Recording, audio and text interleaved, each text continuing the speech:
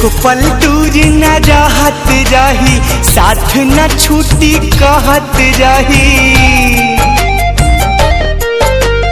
एक पल दूर न रहत रही, साथ न छूटी कहत रही।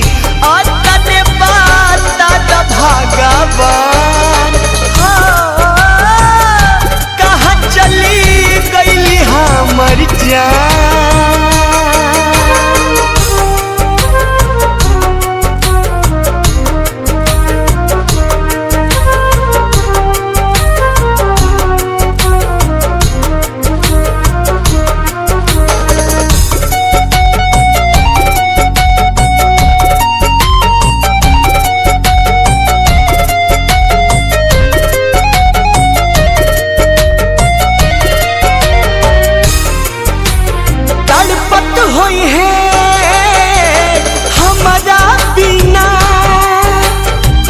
गिरत होई आँखिया से पानी,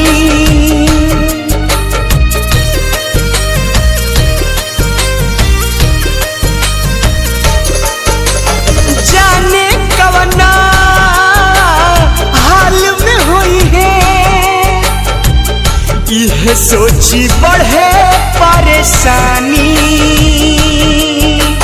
ना मिली है तो जी ना पाई, उनका बिना हम मर जाई।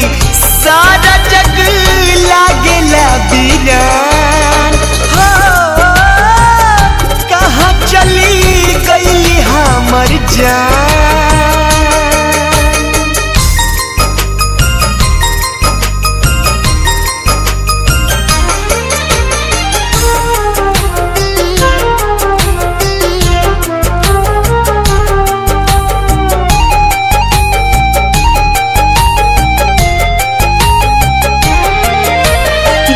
बन खोजनी ताल तलैया,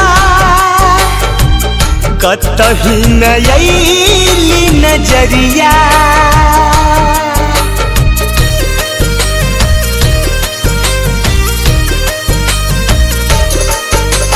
जे भी मिलल सबसे पूछनी, केहू बतावे न खबरिया। बाह पगोदन गोदवले बाड़ी, बोलुआ न मोल लिखवले बाड़ी। इहे उनकर पहचान, कहाँ चली गई हमर जान। एक पल दूर न रहत रही, साथ न छूटी कहत रही। और तने बात